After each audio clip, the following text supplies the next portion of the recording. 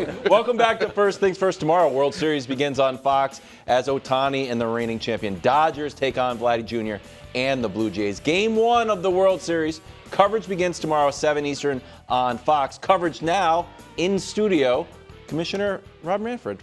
Commissioner, thank you very much for joining us. Congratulations on what looks to be a wonderful World Series. Yeah, we're really excited about the World Series. We've had a great playoff run-up. 2 really good teams, real international flavor to it, so we're excited about it. So I want to dig in on the international flavor of everything. First 2-country World Series since 1993, and then I saw there are 13 international-born players: Canada, Cuba, DR, Mexico, Venezuela, Japan, of course. Right. Can you talk about how the game has grown globally, and this just feels like a true World Series? Well, you know, it always starts with players, right? And we've been fortunate to get players from around the world: Korea, Japan, Venezuela, the Dominican Republic, Puerto Rico. But we've made a huge effort in recent years to take the game to other countries. Opened in Korea, opened again in Tokyo. We've played in London. We've been to Mexico multiple times. And that's how you build an international audience. And for us, the investment has really paid off in terms of viewing audiences. Really paid off. One of those players internationally, of course, Shohei Ohtani. Did he just play the greatest baseball game ever? Yeah, it was some baseball game, I have to tell you. You know, I think that when you think about Ohtani, the 2 words that always come to the top of my mind is two-way, right? You know, some people have hit 3 home runs in postseason games, Reggie Jackson being the best example. But, you know, to pitch like he pitched and hit 3 home runs at the same time, I just can't imagine somebody else doing it. Now, hopefully, you know, he won't turn out to be a unicorn. Maybe we'll have another one someday. Cool. But he is a really special player. Quickly along those lines, and because I've asked, ever since he got in the league, I've asked ex-players or current players is, do you see that maybe for a few players at least becoming something they can do? Because it's not unusual at the high school level to have a great pitcher who also is a phenomenal hitter, but then they get directed into one or the other. Do you think that he could change that? You know, I think that when you see a player like this who accomplishes these things, he clearly provides an advantage when you think about it, right? I mean, he's an offensive player and a pitcher at the same time, that people will be more open to the idea that this is possible. You know, I think the limiting factor, like it always is in athletics, I mean, this guy is an unbelievable physical specimen. I mean, his physical tools are so impressive. So, Commissioner, I'm a Kansas City Chiefs fan, and they're obviously a dynasty, and I love it, but I'm a Chiefs fan. You know, some people are more fans of parity. I think dynasties are what across sports has always driven the most interest. You're rooting for it or rooting against it. So I guess it's a 2-part question. One is, in your opinion, if the Dodgers win, are they a dynasty? And your feelings on dynasties in your sport. Yeah, look, I think we're only talking about are the Dodgers a dynasty because we have gone so long without a repeat winner. You know? I mean, I don't think 2 does a dynasty make, not for me.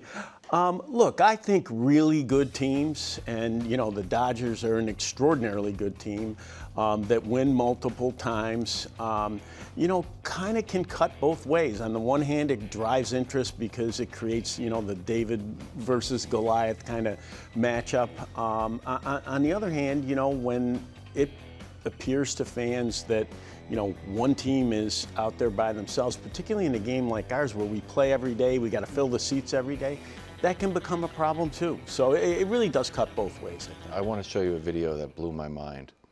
After the Dodgers clinch the ALCS, they have, you know, the party in the locker room.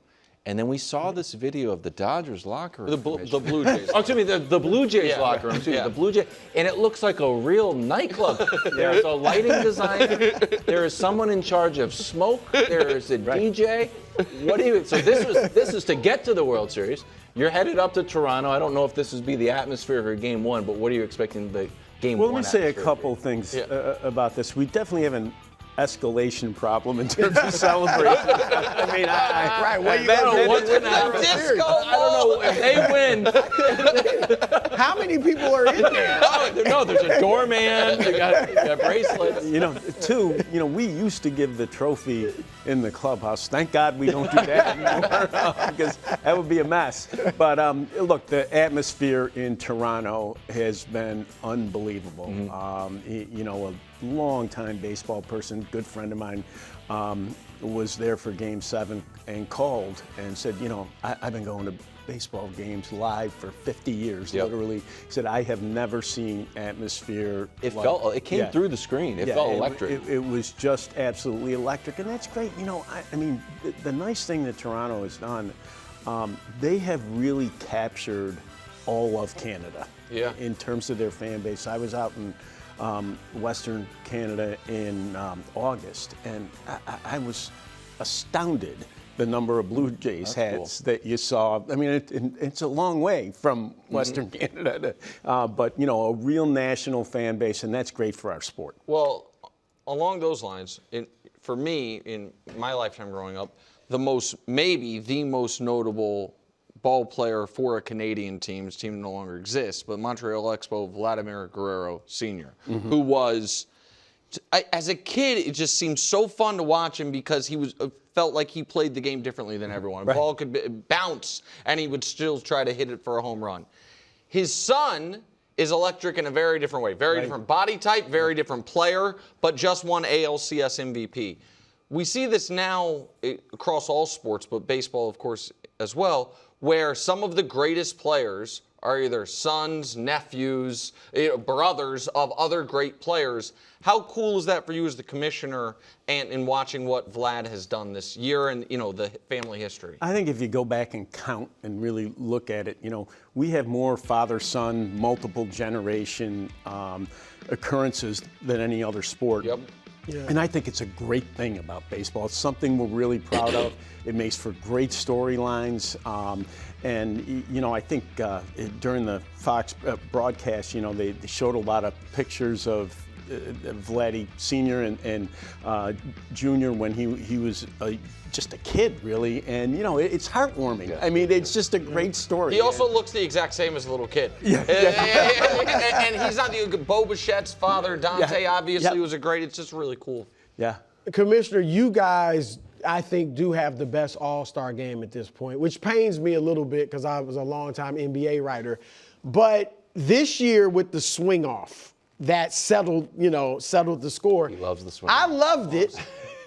Have you guys thought about doing that for the regular season? Yeah, look, the swing-off was a huge hit. I mean, just a huge hit.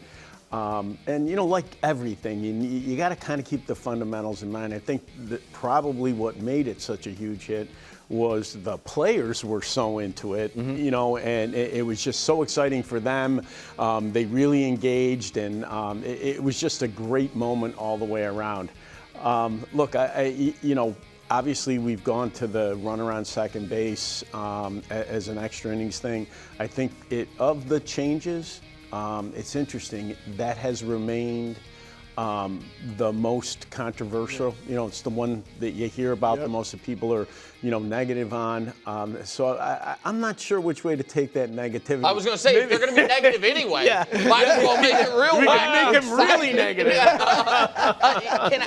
In that light, this is a little off the board, but because one thing I really respect about what you guys have done the last half decade is say, hey, baseball history is important, the records are important, but we also need to evolve. We need to recognize that in a lot of parts of our life, the more like data and info and analytics have come into it, the worse the experience has gotten, so we need to adjust. Have you heard from people in similar positions to you across other sports about ways to balance, hey, listen, the numbers say you got to shoot 100 threes, but the audience says Yeah, I like seeing a diversity of play because you guys changed the rules to make the game more entertaining again. Is that like conversations across sports that you have? You know, I have to tell you, I love the way you frame that issue. And we do talk across sports. We have had outreach from other sports about, you know, how'd you do it? Why'd you go about it? What were you thinking about? But the way you framed the question is really the most important point. We felt like the game had changed in a way that was negative in terms of the fan experience. 100%. And our polling of fans supported that idea. So when we went to sell the change through and thought about what changes we wanted to make, you know, the goal was, let's put it back to the game that people grew up loving, you know, that had a certain entertainment value to it.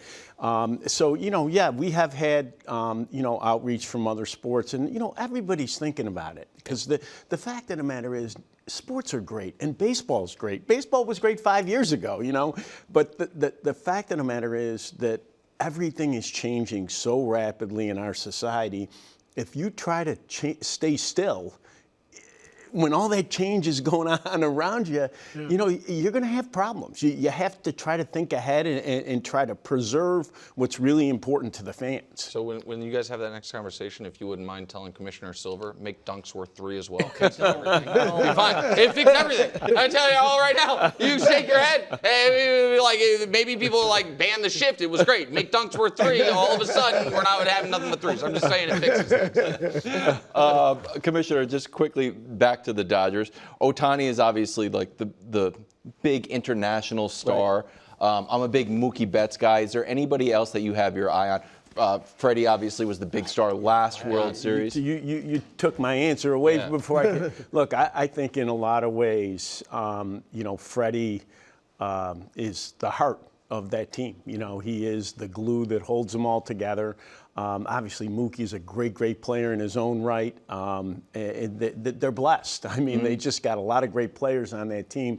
But I do think, you know, the fact that Freddie played through what was a really tough set of injuries last year, you know, kind of made him the heart of that team. You know what I like to, just to shout out the Red Sox?